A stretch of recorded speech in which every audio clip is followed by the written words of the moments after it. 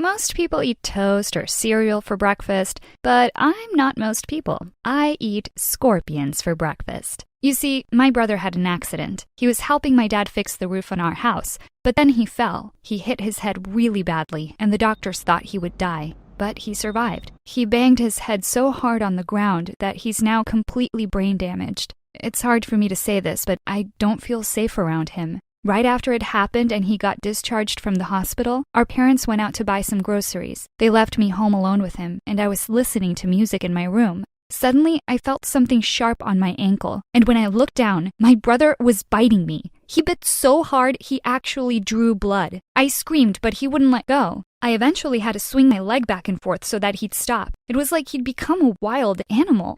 I told my parents about it as soon as they got home, and they shouted at me. They told me I was supposed to look after him and that it's not his fault, that it'll take time for him to go back to normal. Well, time passed and things just got worse. I eventually installed a lock on my bedroom door because I'd woken up so many times to find him wandering into my room. It freaked me out so much. It was so bad that my friends stopped coming over to hang out. They said my brother was terrifying. If only they knew. I'd lie in bed at night listening to him screaming and laughing and banging his fists on my wall. If I hadn't been so afraid, I'd have felt sorry for him. But then I'd look down at my ankle and see the scar from the bite, and I realized I had to do something to protect myself. I suggested they move him to a facility for people with brain damage, and my dad said that if I didn't shut up, he'd put me in a facility. Fine then, I'd only look out for myself then. If he hurt them too, then it was their fault. One day I was babysitting him, and he kept glaring at me. His eyes were rolling around, and he looked like he wanted to kill me. This had to end. I tried to distract myself by watching TV, and that's when a nature documentary caught my attention. It was about scorpions, specifically bark scorpions, the most poisonous in the whole of the US. Their sting can lead to numbness and vomiting for up to 72 hours. I don't know why, but after watching the show, I couldn't stop thinking about it. What would it be like to be that poisonous? In that moment, I almost envied those scorpions. No one could hurt them. I started researching, and the next day I went out to try and find one. I'd never seen one in real life before, but I knew exactly where I could find them. The show said they liked citrus trees, and right down the road there was a citrus farm. I went there after school and asked the man who owned the farm if I could take a walk around. He seemed suspicious and asked me if I was planning on stealing his fruit. I said, no, I just want to find some scorpions, actually. He looked shocked. Then he asked me to follow him.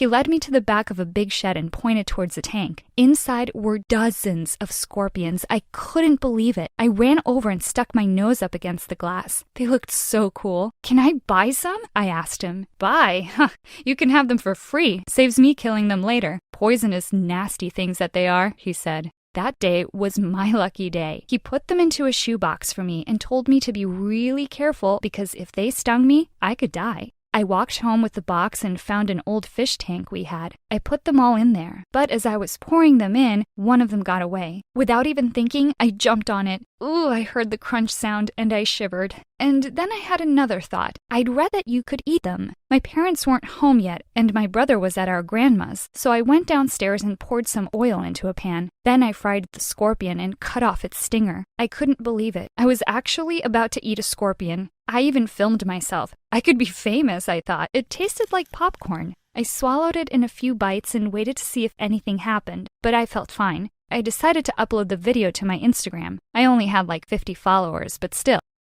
And then later that night, I decided to try something. I crept into my brother's room when he was already fast asleep. His toes were sticking out of the end of his bed. I bit down on his big toe and waited. It was just a little bite. I wanted to see if I was poisonous now. But instead, something worse happened. He kicked me in the face. My nose started bleeding. He didn't even know he'd done it. He was still asleep. So much for being poisonous. I just need to eat more and try again. The next morning, I woke up and I was actually craving scorpions. We had phys ed that day, and the show had said they were a good protein source. This time, I chose a smaller one. I was so scared my mom would walk in, so I did it as quickly as possible. But then I heard someone on the stairs. It was my brother. Oh no. I quickly turned the gas off and threw the scorpion in my mouth. It was still moving, and I was about to spit it out, but it was too late. It was crawling down my throat. Ooh, I felt like I was gonna choke. I grabbed a glass of water and washed it down. Well, it was inside me now. There was nothing I could do about it.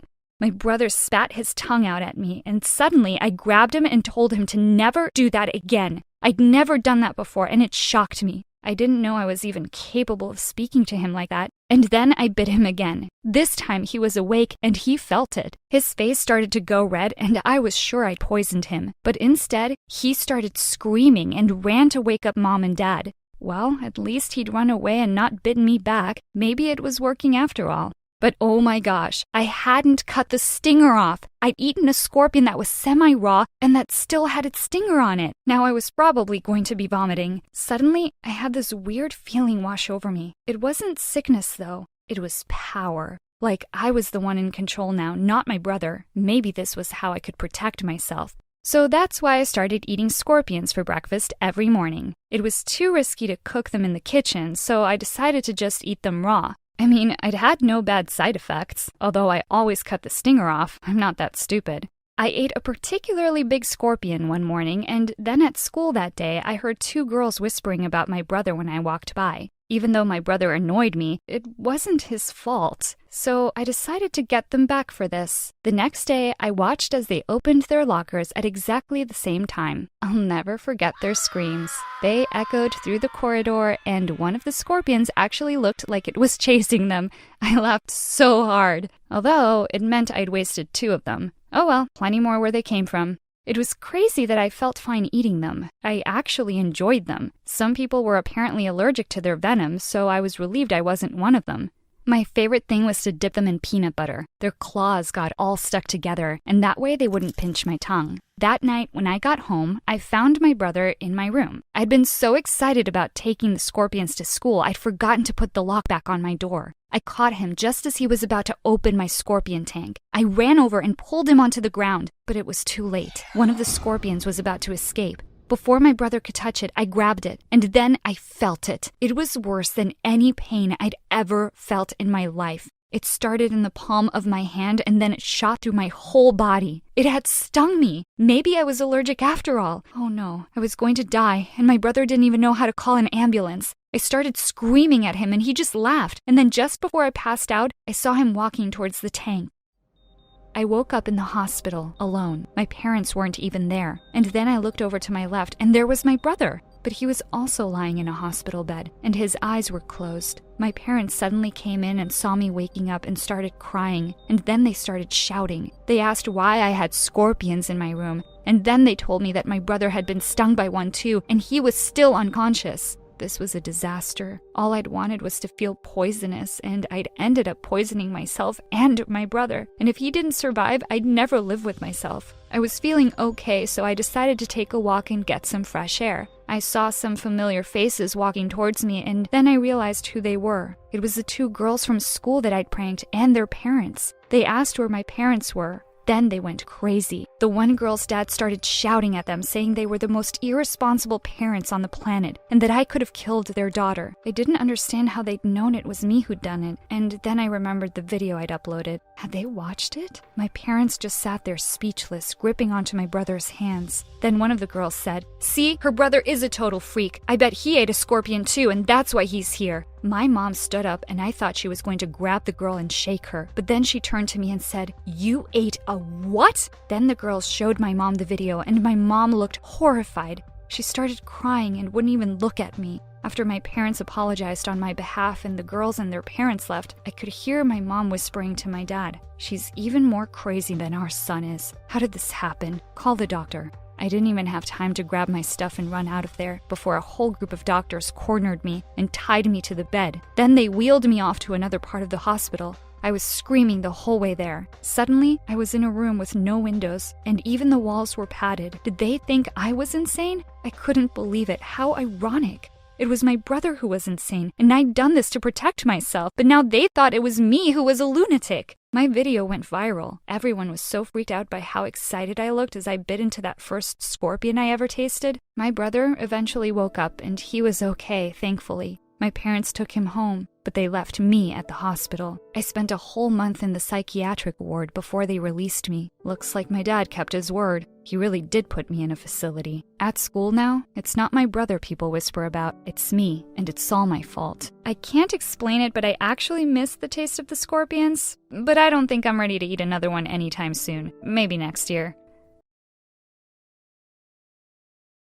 Hello, my name is Quinn, and I want to tell you about the time my mother and stepfather got a divorce. It was a really hard time for me, and I don't like to think about it often, but it's something that I feel like opening up about. Maybe then I can move on from it. When I was really young, like young enough not to even remember his face, my father left us. This left me in the care of my mother, Rebecca. She was a nice mother, but distant. We didn't do normal mother and daughter things. But I guess that's because she really didn't know what she was supposed to do with me. She had me when she was in her late teens and was still learning how to be a mother. After my father left, I think my mom did her best, but we were barely getting by. I grew up understanding that we needed to save anything that we could. And always be thankful for the little food that we had. It was hard, and sometimes we didn't have heat at home, so we'd bundle up tight, wearing winter clothes at night. My mom was distant for the most part. Never mean to me, but showing affection wasn't really her strongest quality. So by the time I turned 9 and was old enough to look after myself, that's what I did. I'd make my own meals, do my own homework, and even look after my mom when she got home from work. It wasn't a great life, but I got used to it. Then it all changed. My mom started dating a new guy, Billy. She didn't bring him round at first, but when I finally met him,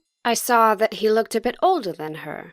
Though my mom was happy, so I was happy too. A couple of months went by, and their dating finally tipped over into marriage. I didn't think anything of it back then. I didn't know that their relationship was moving fast. I just saw how happy they were and that they loved each other. After the marriage, we moved into his house. It was amazing. I had my own room, which was bigger than our old living room. I ran around and was so happy. Billy even took me out to the store with him and Mom so that I could pick out my own bed. It was big with fairies decorated on the headboard.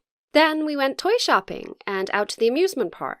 When it was just me and Mom, I wasn't able to do all of these things, so having a family day actually brought me to tears. Seeing me crying, Billy picked me up and carried me through the park, showing me other games and buying me a funnel cake. It was amazing. Years passed, and I loved our new family. My stepdad and I grew really close. Every time he'd have free time from work, we would all do something as a family. We'd go to the park and sit around for a picnic, go to the planetarium where he'd point out all of the planets and constellations, telling me about them. Billy told me once he never had a family growing up, so doing all of these things with us was what he dreamed about doing when he was a kid. I couldn't ask for a better father. Everything seemed so perfect. But that changed around the time I was 14. As me and my stepdad grew closer, I thought nothing could break our bond. But one day, after I got home from school, I saw my mom crying in the kitchen. I walked up to her and asked what was wrong. She hugged me tight until the sobbing stopped. Then she told me about my real stepdad. She told me how Billy would act nice and everything was okay when I was around, but when I left, that's when his real personality would come out. He would yell at her if anything was out of place in the house, then belittle her by calling her names and telling her how worthless she was without him. I couldn't believe it. With each word that my mom said, I could feel my heart break. I thought the world of Billy. He was a person that I looked up to and wanted to be like when I grew up. A nice, caring person who does things for others without hesitation. All of it was a lie. My mother wiped her face, begging me not to tell him what she said. She didn't want to lie to me, but she was also stuck. Not knowing what to do, I smiled at her and promised. Over the next couple of weeks, I didn't even want to be around Billy anymore. I would make any excuse I could to get out of family events. And when he suggested we spend time like we used to, I declined. I could tell that he was confused, but I didn't care. I didn't want anything to do with someone who would treat my mom like that. One day, Billy decided to insist on us going out for a surprise. When we arrived at the amusement park, I lost it. I could remember all of the good times I felt originally when I was a little kid, and to be brought back and reminded of who he really was infuriated me. I told them that I didn't want to be there. Billy put on a smile and said if I give it a try, he'd buy me all the funnel cakes that I wanted. I screamed that I didn't want anything from him and turned away. My mom calmed me down, and I decided to go along with it for her. Days later, my mom came to me and told me that she was seeking a divorce. She said that she couldn't put up with it anymore, and that she didn't want me to be angry anymore either. I was happy for her. She asked me to sit in on the divorce proceedings and comment on my stepdad. She told me it would help and make sure he doesn't try to take advantage of her. I was happy to agree. I wanted to help my mom no matter what. One night, I couldn't sleep, so I went downstairs for a glass of water and saw my mom stepping in her shoes. It was pretty late, so I was wondering where she was headed. Before I could ask, though, she was out the back door. It was weird, but maybe she needed some fresh air away from Billy. It was the only thought that came to mind. I looked out the window, but she was gone. I thought she may have just stepped out for a bit, but it looked like she went for a walk instead. My mom must have really been stressed out about the divorce, or at least that's what I thought. The next night, I couldn't sleep again. This time, it was out of curiosity. Where did my mom go? And was she really okay? I snuck out of bed and down the stairs. To my surprise, there was my mom again, putting on her shoes and out the door. I had to know what she was doing. With my slippers on, I walked out the door and saw my mom creeping around to the side of the house. She was walking fast, like she was determined, and I tried hard to keep up. That's when I saw it. My mom was walking down the sidewalk until she came across a parked car. She opened the door and got inside the passenger's side. There was a man waiting. As she sat down, she gave him a passionate kiss before they drove off. I was shocked as I walked back to the house. The next morning, I woke up and it was like nothing happened. My stepdad was sitting at the kitchen table, my mom was standing by the fridge, and they both greeted me. I tried to forget what I saw, but I couldn't. I even tried to come up with something that would make it make sense, but nothing did. I couldn't get it out of my head and I needed answers. The next time my mom got up and went into the other room, I grabbed her phone and checked the messages from the time she left the house. In the texts, there was one number from that time, a guy named William. I read through her backlog and my jaw almost hit the floor. There were texts from months ago, all talking about my dad, me, and her life. It talked about how she was using my stepdad for his money and how she was using me to control him. She knew that we were close, so she made up a fake story to drive us apart. The newest texts talked about the money she'd get from the divorce and how she couldn't wait to be with the mystery man. I was sick.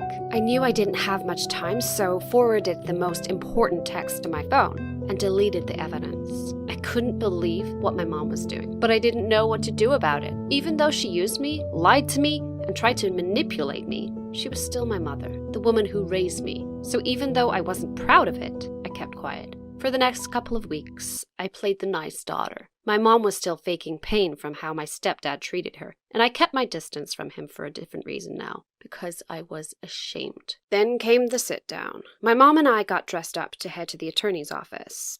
By the time we made it to the office, I was a little nervous. I knew why I was there, but it was still going to be hard. When we walked into the room, my stepdad was shocked to see me. I guess my mom wanted it to be a surprise, but I sat down, trying not to look at him. The proceedings started, with the lawyers breaking down everything each side wanted. Unsurprisingly, my mom was asking for a lot. Then it was her turn to talk, and each word made me cringe. She started with the same basic lies that she told me, but it was what she said after that I couldn't believe it. She said how he beat her, wouldn't let her out of his sight, held her prisoner in the house, and so many horrible lies. I could feel my patience start to burst as I looked over to my stepdad, who looked astounded and sad. I tried tugging on her dress to get her to stop, but she brushed me off. I couldn't take it anymore. I stood up and